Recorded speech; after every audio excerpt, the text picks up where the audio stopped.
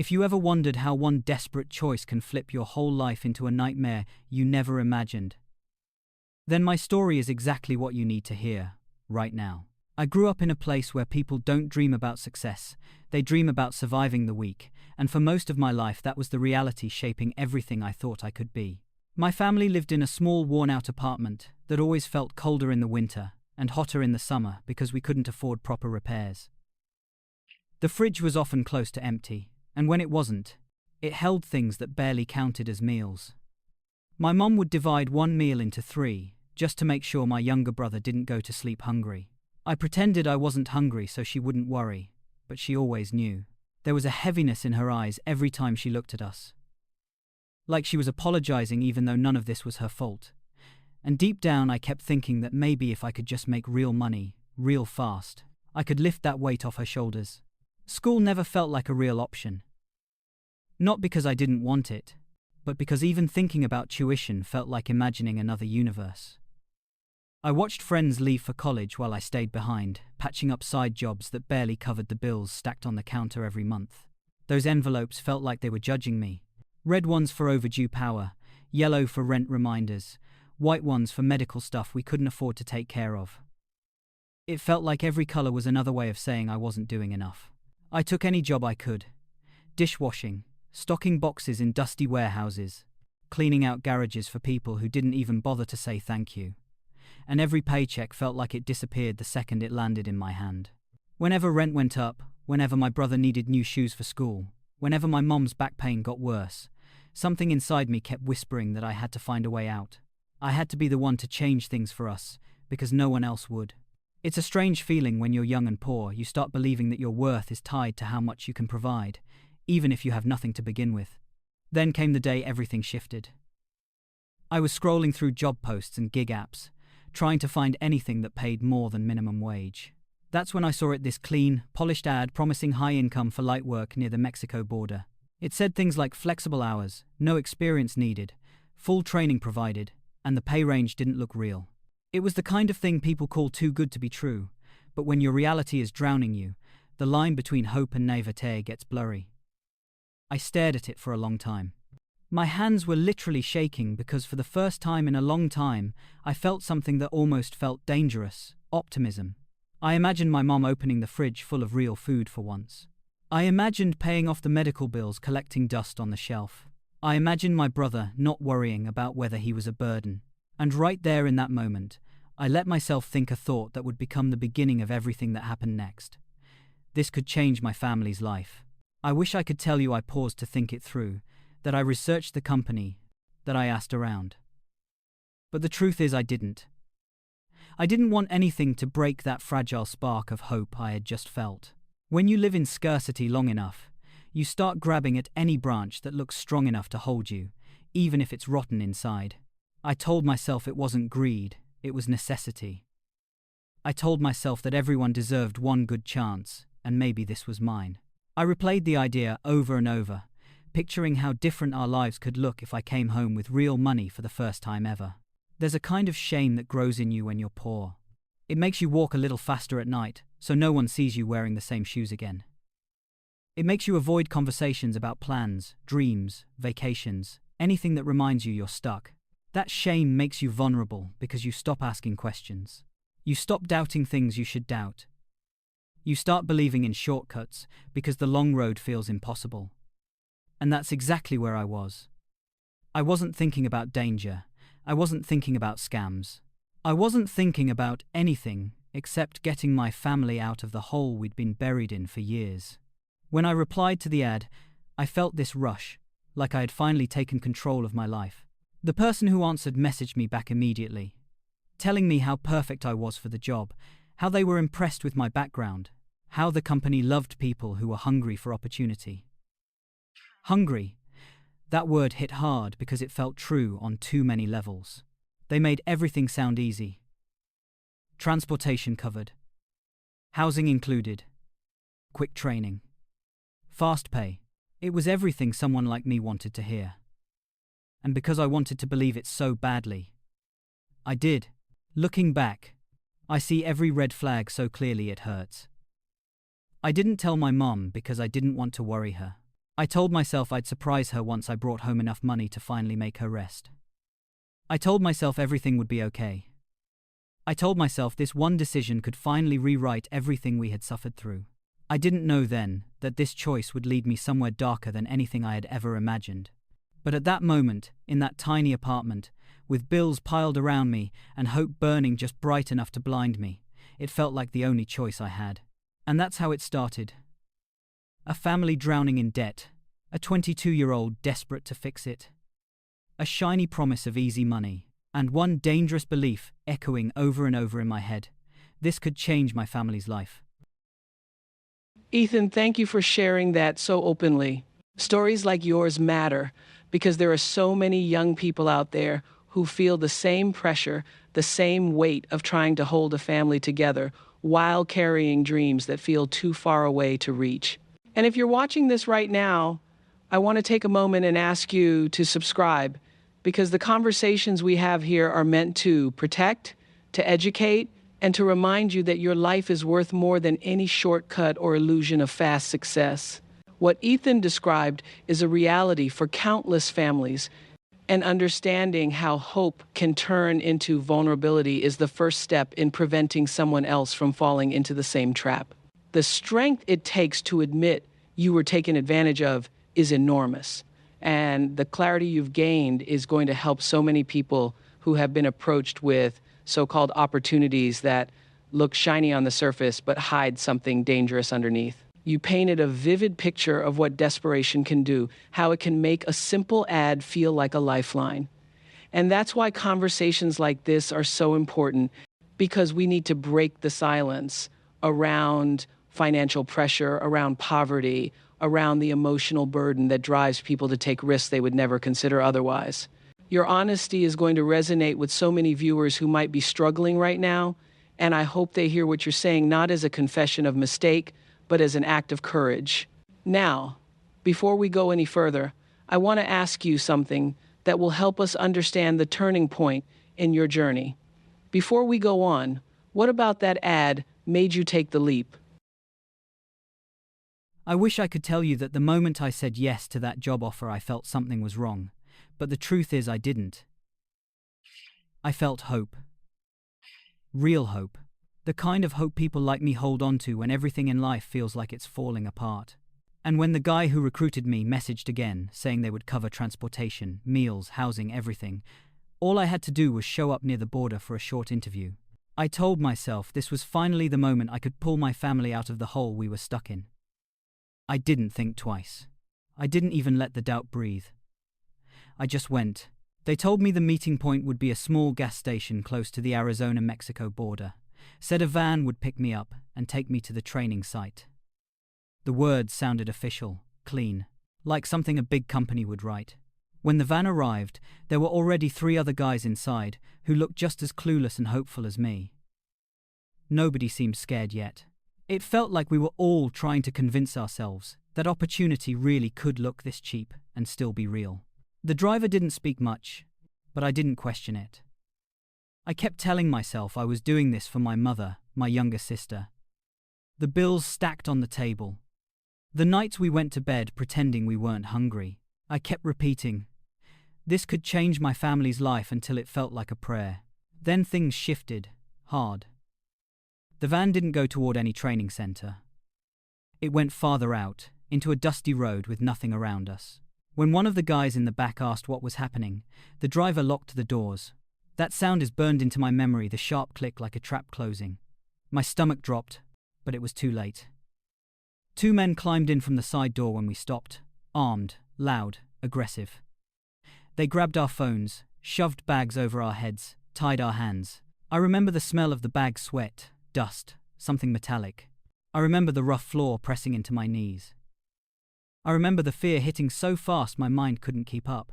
I kept thinking, this can't be real, this can't be happening. I just wanted a job, but they didn't care. They transported us to what felt like a warehouse. The air inside was cold and damp. I could hear chains clinking, men yelling instructions in Spanish, someone crying in the corner. They pushed us into separate rooms. That's when everything became painfully real. They untied one hand only to force me to hold a phone. They turned on a camera. They told me exactly what to say. They wanted me to call my family and beg for money. Not just money, $200,000. An impossible sum. They told me if my family didn't send it, they would make an example out of me. Their words, not mine. I felt myself freezing, like my soul stepped away from my body, because it didn't know how to handle the terror. The moment I heard my mother's voice on that call, I felt like the worst human being alive. She picked up thinking it was a normal day. Then she heard the men yelling behind me. She heard me trying not to cry. She heard them shout the amount $200,000, and she just broke. I could hear her breathing shake. My mother has always been strong, stronger than she should be, and hearing that strength collapse because of me shredded every part of me. They forced me to scream that they would kill me if she didn't send the money. They forced me to describe what they would do. I didn't want to say any of it. I didn't want her to hear any of it, but they stood right there with weapons and I had no choice. When the call ended, they beat us again, not because we did anything wrong, but because fear was the product they were selling. We were just tools in their business model. They wanted us broken enough to sound desperate, but alive enough to keep calling. They told us we would not leave unless the money arrived. They told us families in the United States were easy to squeeze. They said Americans were emotional, that we valued our kids too much, and that desperation made us predictable. Hearing them talk about us like cattle made something in me collapse. I wasn't a person to them. I was a transaction. The next hours felt like days. Then days felt like years.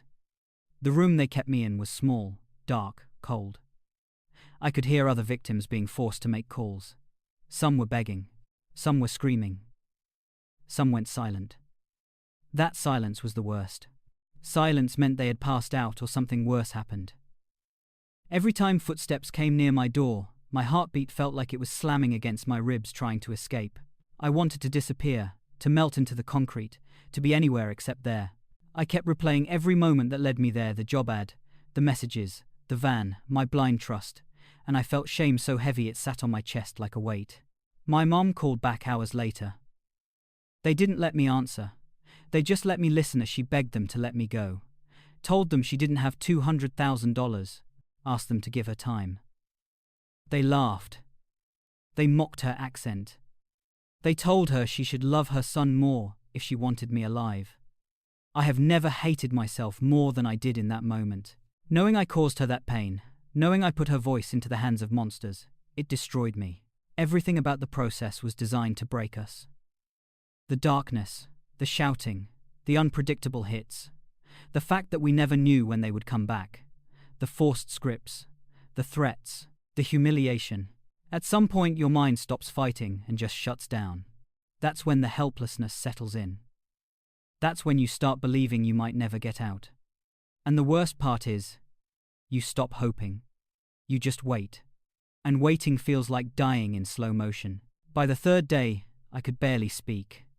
Not because my throat hurt, but because my voice didn't feel like it belonged to me anymore. I became mechanical. I said whatever they ordered. I cried when they demanded tears. I played terrified when they wanted drama. I kept thinking about my family trying to find that money.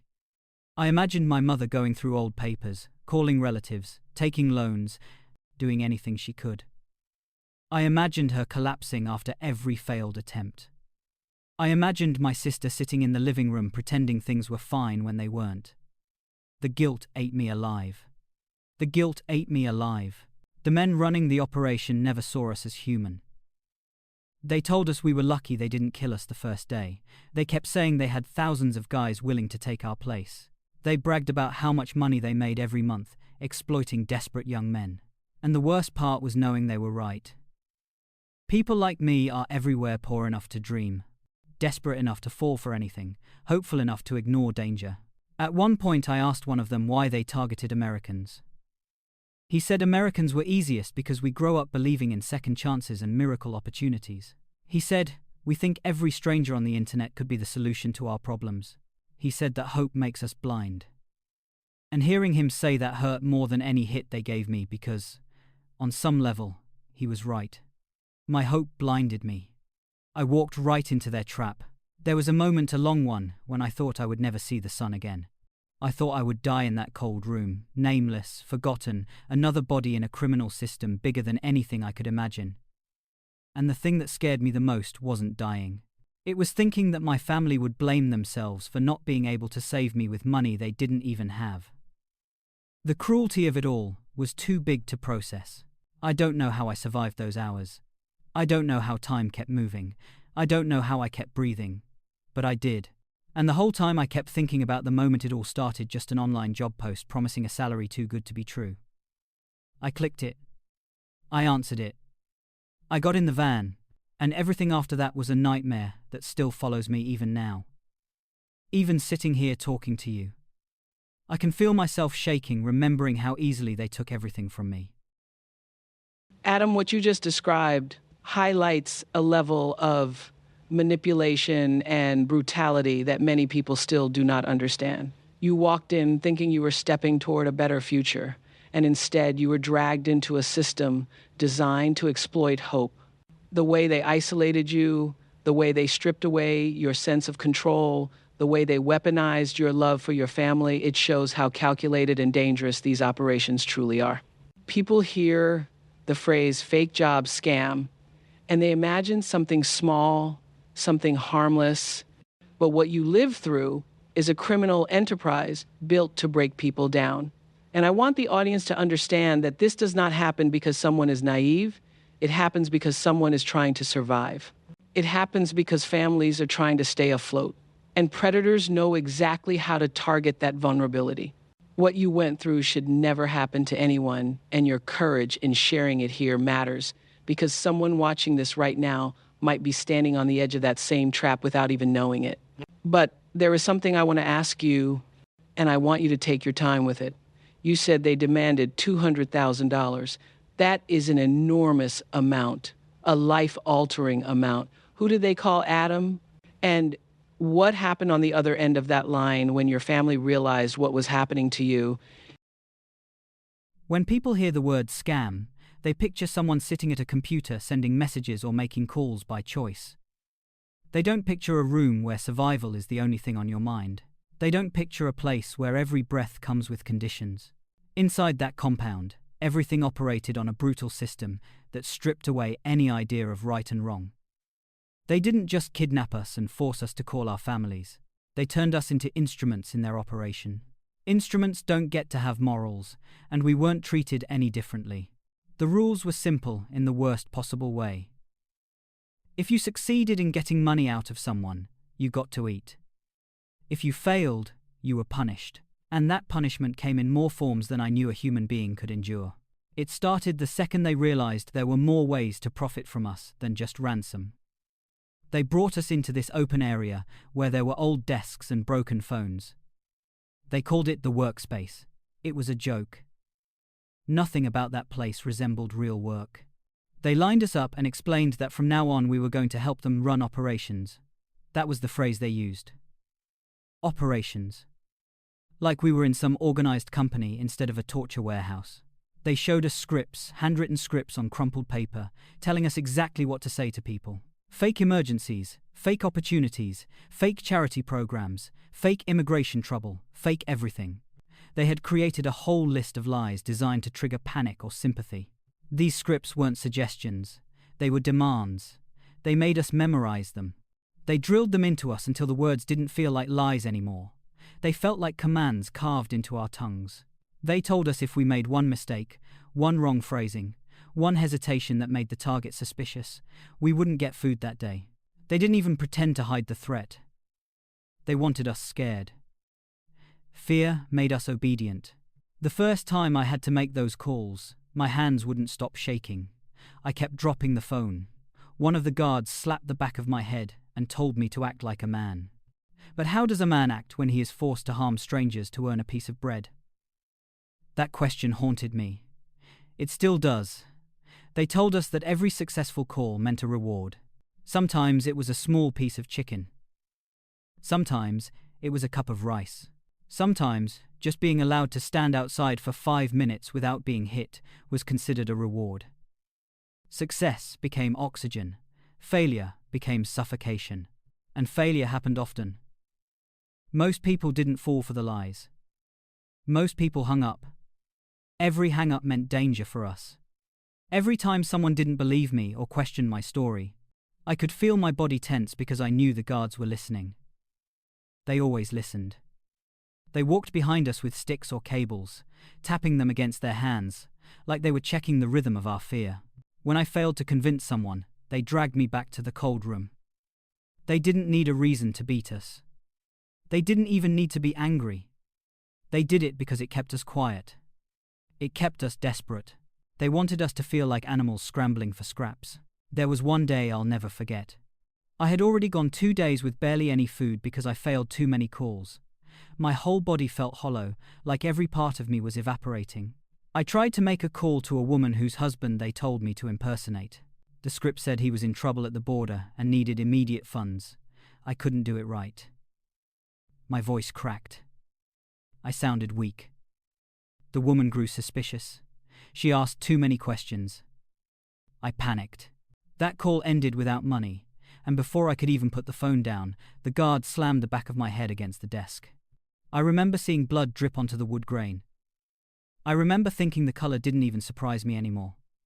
I remember wondering how much more of myself I would lose before they finished breaking me. Then there were the starvation punishments. They had this tray they used to bring food to the ones who succeeded. But when you failed, they walked past you deliberately. They made you watch other people eat. The smell of food became torture. Hunger twisted your insides until even breathing hurt. They kept us in that state on purpose. Hunger makes you do things you never imagined you could do. Hunger makes your morals dissolve. Hunger is how they turned victims into tools. Some days I didn't recognize my own thoughts. The guilt of harming others kept crashing against the fear of being harmed myself. It felt like drowning in 2 opposite oceans at once. One ocean of shame. One ocean of terror. I hated myself for saying the words they forced into my mouth. I hated the idea that some stranger on the phone might lose their savings because my empty stomach pushed me to follow the script. But when someone hit you or withheld food, your body took over. Survival didn't feel like a choice. It felt like the only instinct left. The worst part wasn't even the beatings. It was the psychological games. They told us we were worthless unless we made money. They told us we were already criminals, so nothing we did mattered. And after enough days of hearing that, some people believed it. I could see it in their eyes. The light faded. They became quiet, obedient. Their voices sounded dead, even when they were still breathing. I remember one guy named Lewis, maybe 24 or 25. He had been there longer than most of us. He explained the rules in hushed tones when guards weren't watching. He said the only way to stay alive was to hit the daily quota. He said if we didn't, we would be taken to what he called the pit, a basement area, where the worst punishments happened. He didn't describe it fully, but he didn't have to. His eyes told me more than words could. That man looked like he had already died once and somehow kept walking. And still, despite all the horror, despite everything we saw and endured, the system had a twisted logic. When they rewarded us, even with something tiny, it felt enormous. A bowl of soup could feel like a celebration. A small piece of bread could feel like forgiveness. One time they gave me an apple, and I cried because it was the first real fruit I had eaten in weeks. That is how they controlled us. They reduced our world to pain and crumbs. They made us grateful for the crumbs. At night, when they let us lie on the floor, I couldn't sleep. My mind kept replaying everything I had done. Every lie, every moment of fear, every person I might have hurt. I wondered what kind of man I was becoming. I wondered if this was who I was. Now someone who participated in a machine that destroyed lives, even if I was forced into it. The guilt didn't leave. It didn't even fade. It sat inside me like a weight made of stone. A part of me wanted to fight back. A part of me wanted to scream that I wasn't like them. But the truth is that inside that system, wanting didn't matter. Choices didn't matter. The only thing that mattered was surviving another day. Every time I hesitated, every time I thought about refusing, they reminded me what happened to those who resisted. One man refused to make calls. They made an example out of him.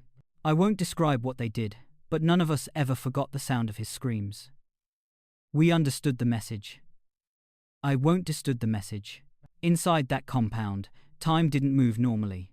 Days blended together. Reality became hunger, fear, tension, and the constant pressure to perform. You couldn't think about the future. You could barely remember the past. You became whatever they needed you to be in that moment. A voice on a phone. A pawn in a system. A desperate body trying to stay alive. Looking back now, I realized that part of the cruelty was how they erased our identities. We didn't have names there. We had roles. We had quotas. We had value only when we produced something for them, and that something was pain for someone else. Every night I felt pieces of myself slipping away.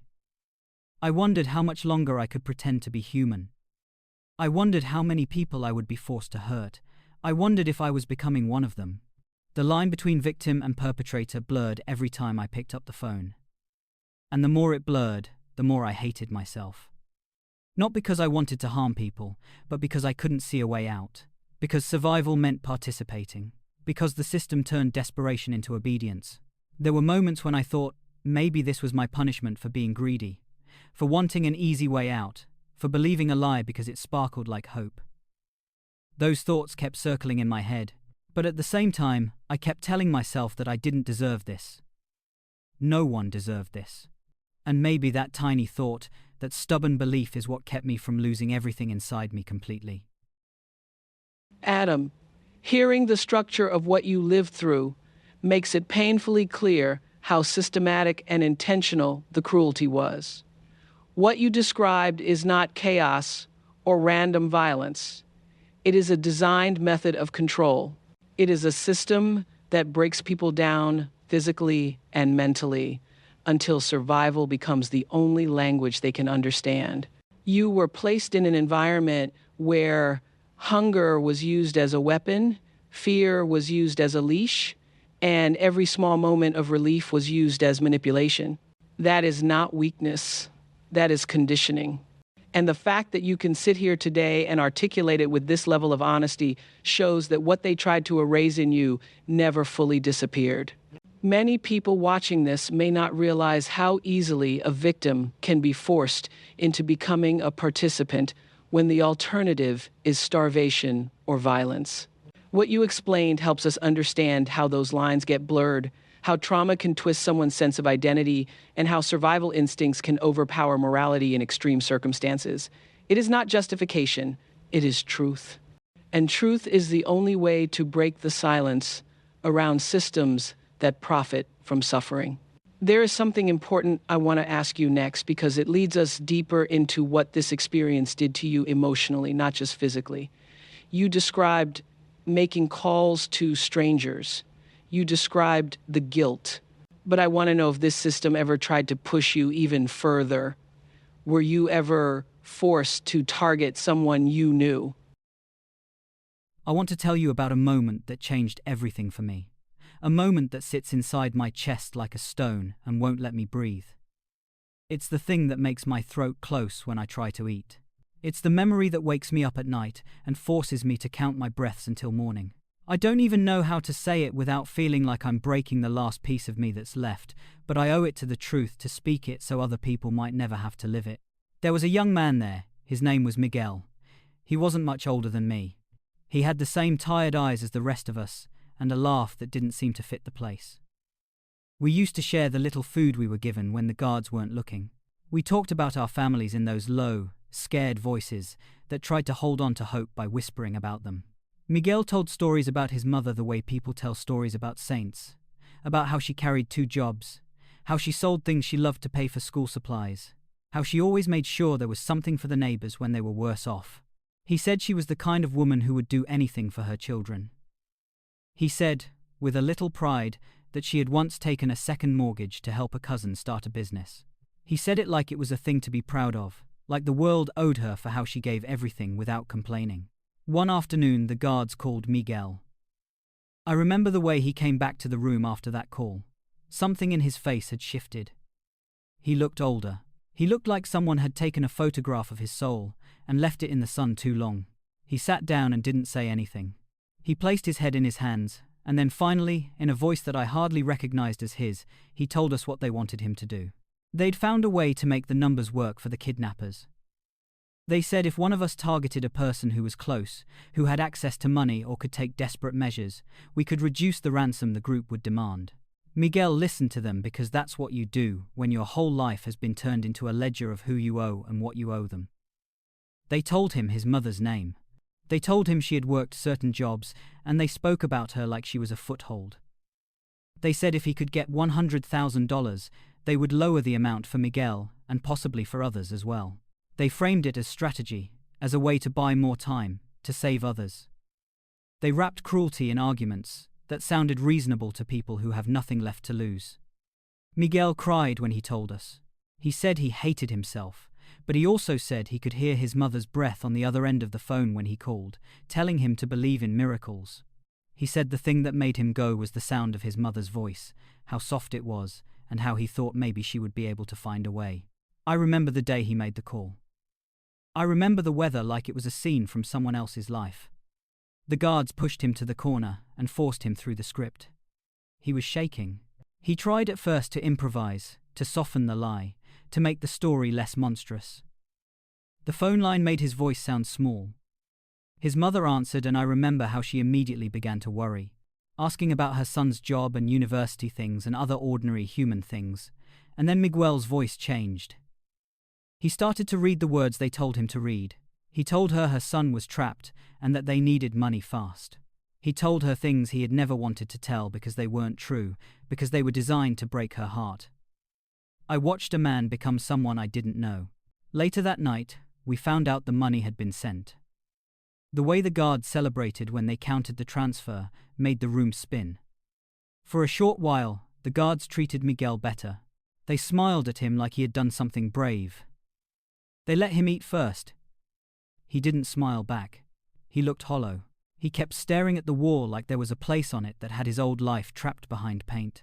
It was after that, when the money left their account and their satisfaction turned into something else, that we heard the news. We used to share whispers when the guards weren't around, news from the outside, rumors, things visitors sometimes said. One afternoon, a message came through in a way that felt both distant and immediate. Someone smuggled in a newspaper clipping or a voicemail, I don't remember exactly, but what I remember is the blow. Miguel's mother had been found. She had taken her own life. She left a note, they said. She had felt betrayed. She had felt like she could not face what she thought she had done. I still cannot say that sentence without tasting ash in my mouth. The first time I heard it for real, I vomited. Not from horror at the image you might imagine, but from the weight of knowing my friend's actions taken under the orders of men who wore cruelty like a uniform, had pushed a human being beyond her breaking point. I kept repeating that I hadn't forced Miguel to do anything, that I hadn't told him to choose, that I hadn't touched the phone, but the truth doesn't care about those factual lines. The truth sits in the space where choices collapse under pressure. The truth is that our survival was purchased with someone else's despair, and that knowledge stuck to my bones. We all reacted in different ways. Some of us went silent and small. Some of us hit their fists against the walls. Miguel changed into an older ghost of himself. He stared at nothing, and sometimes he would speak like a man who was underwater, saying things that didn't connect to the room. He would call her name in the middle of the night, and then wake up like he had been struck. He would press his palms to his face, as if trying to press the memory out. I tried to be there for him, to touch his shoulder, to hold his gaze and say something human, but who could say something human in a place built to destroy humanity? For me, learning about her death felt like the moment every line I had tried to draw between right and wrong blurred completely. I felt, and still feel, like an accessory to a crime I did not choose to commit in the conventional sense, but in the only sense that mattered in that warehouse. I participated. I followed. I lied. I hurt. I told myself that I was forced, that their threats were real, that survival wasn't a moral choice. Those reasons kept me alive in there, but outside, in the thin light of memory, they felt like excuses. I would sit against the wall at night and ask the hollow air if there was a way to undo what had happened. There is none. The guilt was a living thing. It crawled in my mouth. It softened my laughter until there was no sound. It turned food into images of paper and numbers. I would wake up and see my mother's face, and then see the woman who had died, because a man I knew had, under pressure, made a call. I imagined the letter she might have written, the last words she used to try to explain to the world what she thought she had done. I imagined the confusion, the shame, the disbelief. I imagined her alone in a house, searching phone records, clicking on links she did not fully understand, and then the moment when she realized her money was gone. The size of that realization, to someone living on the edge, is impossible to measure. For some, losing savings means losing medicine or shelter, and the stakes become life and death. After we were rescued, those of us who were left had to answer to authorities, and Miguel had to answer in ways that made me want to vomit again. There were interviews, legal questions, people trying to untangle the chain of crimes and the desperate calculus of survival. But legal explanations didn't clean the moral wounds. Courts might see coercion and duress. They might take into account that Miguel was forced and terrified. The law can evaluate compulsion, and sometimes the courts give lighter sentences to those identified as victims as well as perpetrators. But the law cannot bring back a life. The law cannot unmake the act of taking a life by stripping someone of hope. The law cannot unring that sound. And the thing that haunts me is how easily they made it seem like strategy. They framed it as a way to reduce numbers, as a tactic that would help more of us survive. They told us it would buy time, and it was practical. And the more they framed it like that, the more our minds, already cracked by fear, accepted it. In that fracturing, moral lines didn't just blur, they were erased. We were told that if we wanted to see our mothers again, if we wanted to feel the wind on our faces outside of that prison, we would have to do what they asked. I believed them in the way a drowning man believes the rope someone throws down to him. And maybe that is why I still cannot forgive myself. Miguel. He carries that day like a torch that won't stop burning him. Sometimes he looks at me and asks, in that small voice, if I think his mother wanted him to do it. I have no answer. My answers are only apologies that echo in empty rooms. I have tried to hold him and tell him he is not a monster, but the words fall like leaves. They don't change the root of what happened. When I look at my own hands now, I see someone who helped write lines people read as instructions, and those lines produced a chain of events that ended a life. There is no way to describe the moral injury of that. PTSD is about horror. Moral injury is about betrayal of self, of values, of the idea you had of who you were. It's knowing you violated something inside you that made you humane. That awareness doesn't leave, it sits and grows. It may make a man try to punish himself in private, or give him an unquiet life. I became smaller in ways that laws did not touch. I started avoiding my mother's questions about how I spent my days. I stopped answering calls from people who might ask about Miguel's mother, because I could not bear the tremor in my voice. I had nightmares where she was there in the room blaming us, not angrily but with the pure heartbreak of someone who had been betrayed. Some nights I whisper to myself that if I had done something different, if I had screamed, if I had refused, maybe she would still be alive. Then in the light of day I remember how they could have killed us for trying. How they told stories of people who resisted and never made it to speak again. There is no map for making that choice in the moment. No one teaches you how to be brave when you are blind with fear, but the remorse remains heavy and constant. I want everyone watching to understand that this is not a story to judge those inside. It is a story to understand how evil can be rationalized, and how desperation can be weaponized. It is a plea to look at the systems that leave people with no choices, and to ask why predators find such fertile ground. And it is a plea, the most painful kind, for anyone who has been touched by this, to know that you are not alone in your guilt, even as you find ways to make peace with what happened. We carry it. We need help. We need forgiveness. We need responsibilities to be acknowledged and addressed, and we need to rebuild a life that can hold grief without destroying the living. I carry Miguel's pain with mine. I carry his mother's face in my chest. I wish I could say I had found a way to make it right, but there is no writing. The only thing I can do is tell this story with everything I have left and hope it stops someone else from making the same forced, tragic choice under pressure. If my story saves even one family from that same phone call, maybe these words can act like an offering instead of an accusation. But the guilt remains. It will remain until the day I die. And I think that is a weight I deserve to carry, as a reminder that what we became under force is not what we must be if given a real chance to heal and make amends. Adam, what you have just shared is heartbreak folded into the most painful form of truth. Hearing you name Miguel, hearing you describe the way they manipulated him, and then how that manipulation spread outward to take an entire life is devastating. I want everyone watching to understand that this is not a story of simple bad choices or reckless youth. This is a story of predators who identify weakness and design systems to exploit it.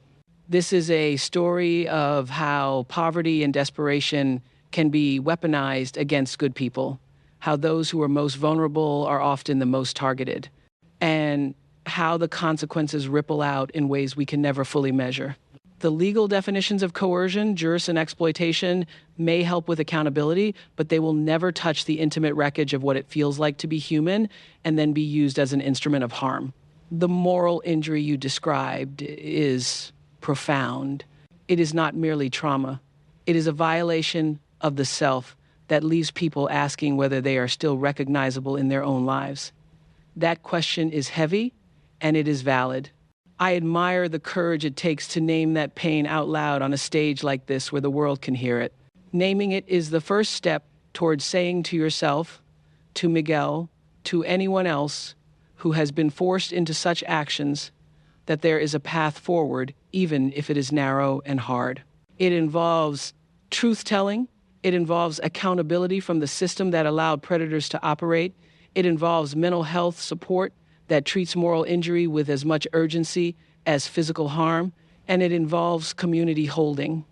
You said something important in your story when you acknowledged that while you were forced, the action still has consequences, and that you feel the weight of them, that honesty is not a weakness. It is a painful and necessary starting point for repair.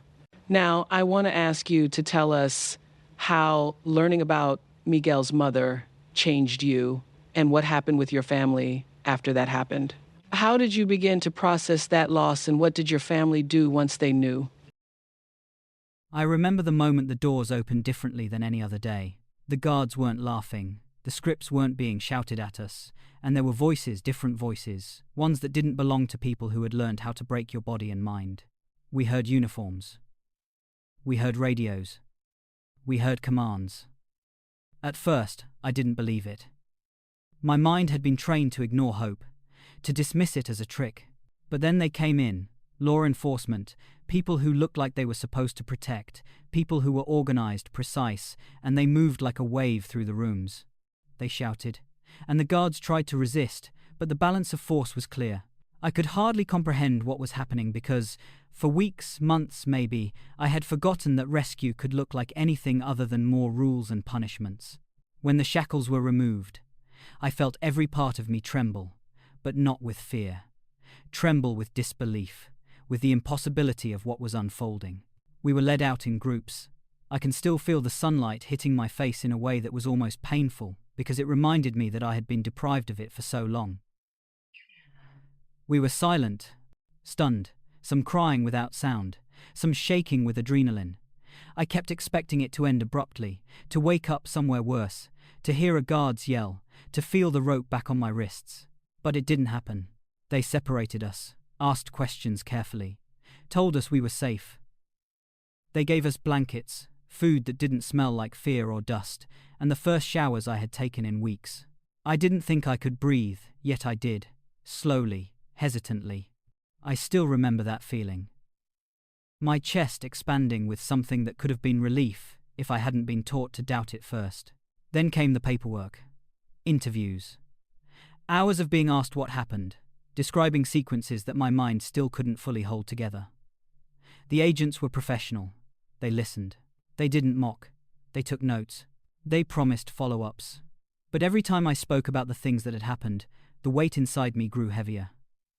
Speaking was both release and punishment. The stories I told were real, yet they sounded impossible, and that disbelief seeped into my chest like a poison. I kept thinking, who would believe all of this? How could anyone comprehend the hours, the days, the nights, the fear, the forced lies, the betrayals, the deaths, the moral injury? When I finally returned home, the house didn't feel like mine. I walked in and everything seemed small, ordinary, innocent. But I had changed.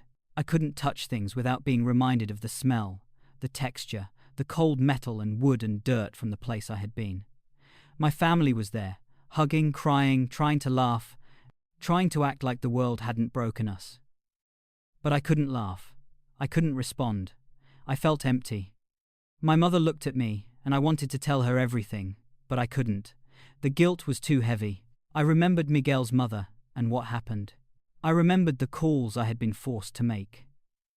I remembered every lie I told and every life I touched through coercion. I wanted to apologize to strangers, to the ghosts of people who had been harmed indirectly by our captivity. I wanted to crawl into a hole and never come out.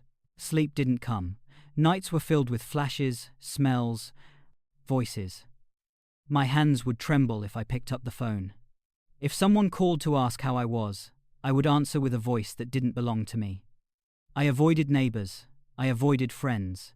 I avoided the parts of my neighborhood that felt like the world was still moving normally. I felt like an intruder in my own life, like the world was a play I hadn't auditioned for, and I had no lines, only a script of guilt written on my skin.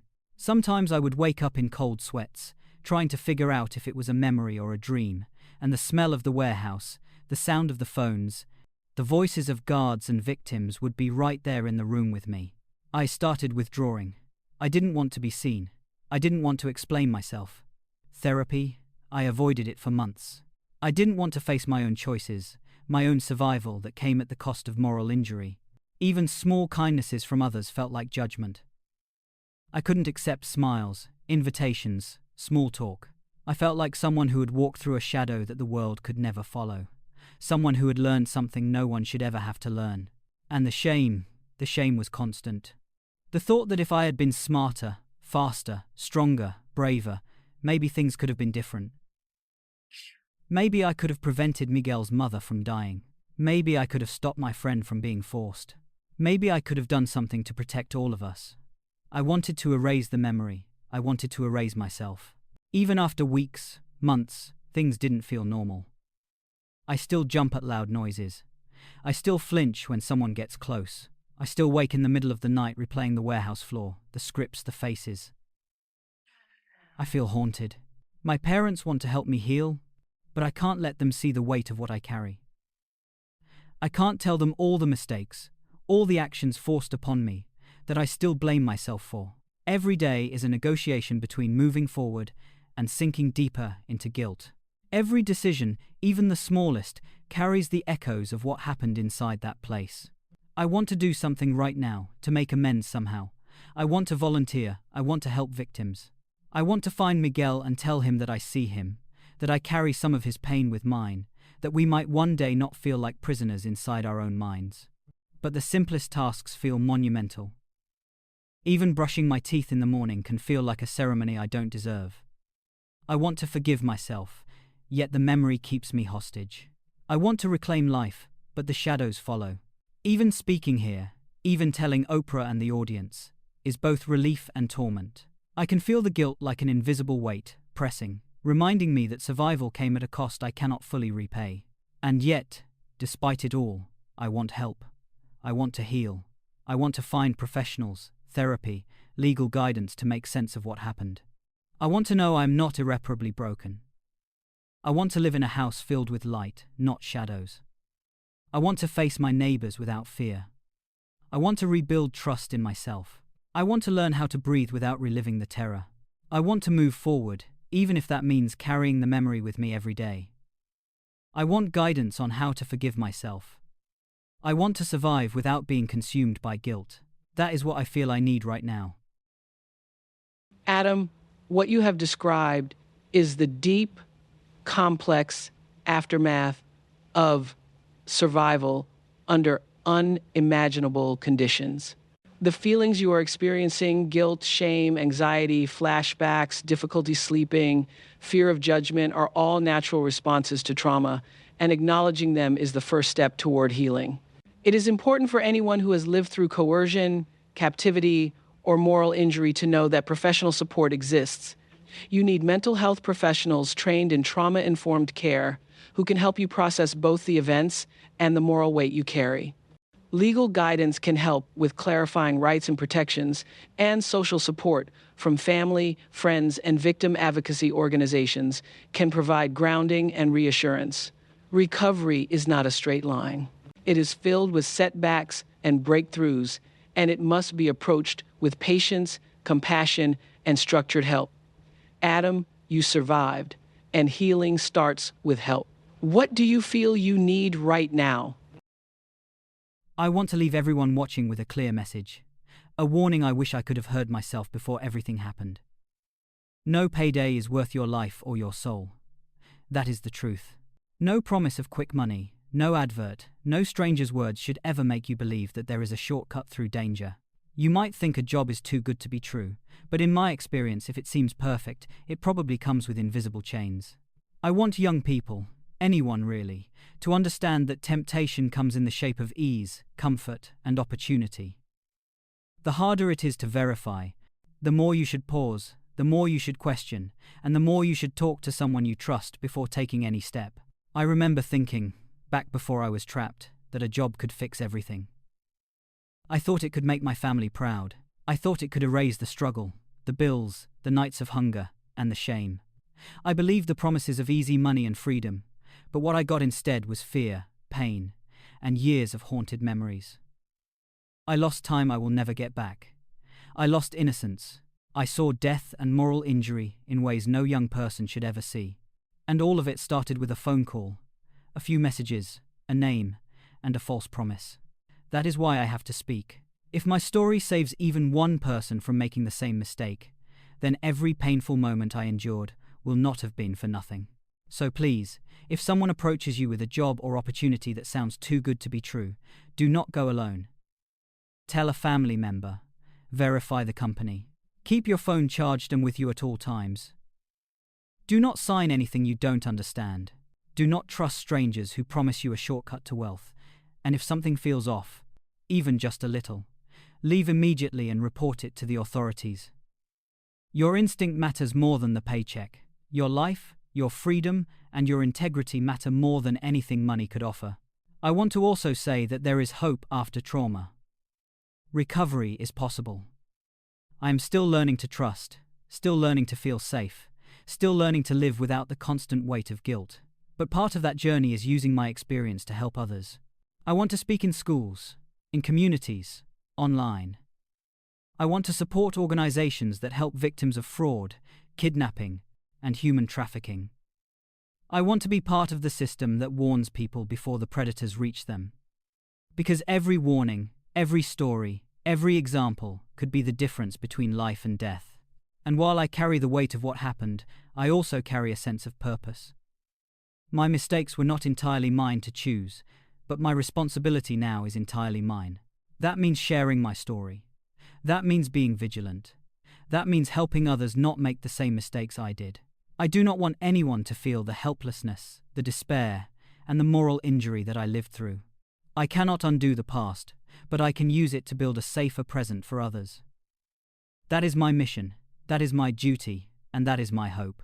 Please share this story, talk about it with friends and family, subscribe to this channel so others can hear it. If anyone watching has information about these operations, report it to the police. You might prevent tragedy, you might save a life. And finally, remember that hope is fragile but real. That is the only way I know to honor those lost and to give meaning to my own survival. Thank you for listening. Adam, your courage in sharing this story cannot be overstated. It is the kind of honesty and bravery that not only educates, it protects. What you have just shared is a roadmap of what can happen when greed, desperation, and manipulation intersect, and yet it is also a beacon for others who might find themselves on the edge of making similar choices. To everyone watching, this is not just a story. It is a call to vigilance, a reminder that predators exploit vulnerability and that the consequences can be devastating, far-reaching, and permanent. Adam's experience underscores the importance of critical thinking, careful verification of opportunities, open communication with trusted adults, and immediate reporting to authorities if something seems off. These are practical steps that can prevent a young person from falling into situations that can destroy lives, families, and futures. As someone who has dedicated their life to listening, learning, and helping others understand the human experience, I want to emphasize that education, awareness, and action are your strongest tools.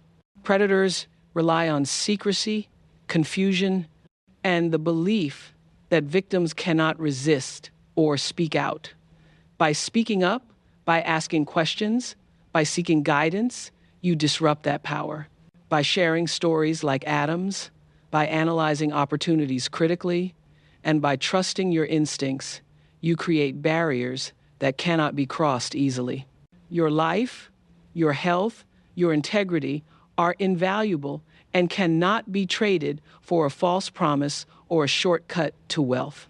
When confronted with any proposition that feels too easy or too good to be true, pause, reflect, consult trusted people, and if necessary, contact law enforcement or reputable organizations that specialize in fraud and human trafficking prevention.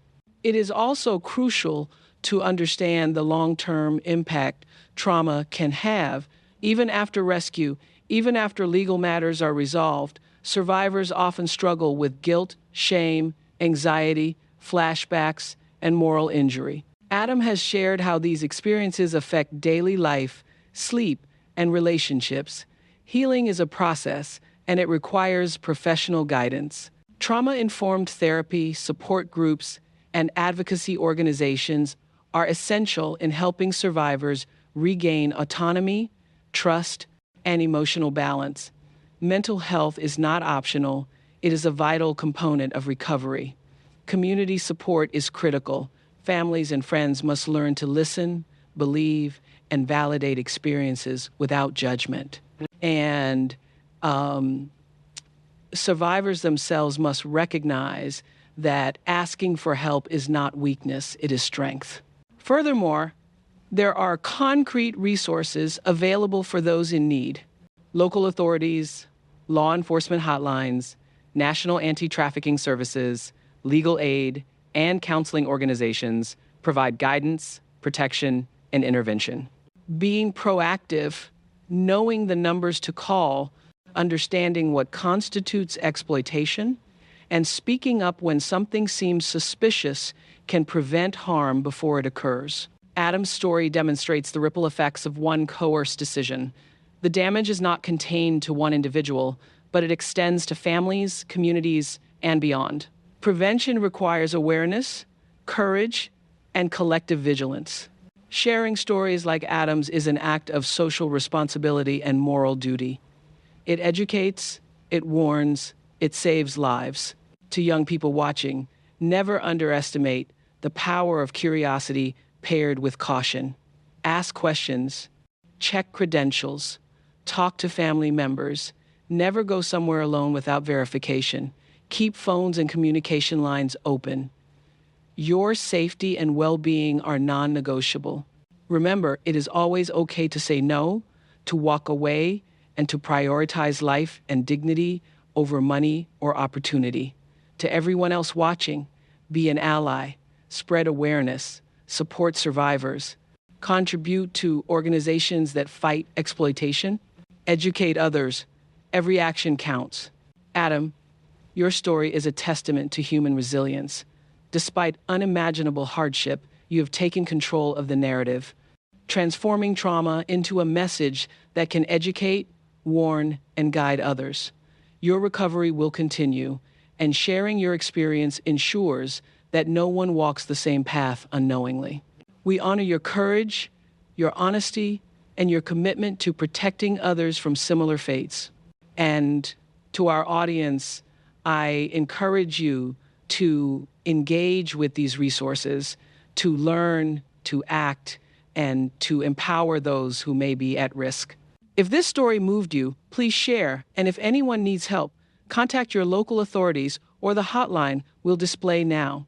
Together, awareness, action, and support can save lives, prevent tragedy, and foster healing. That is the ultimate message of this episode.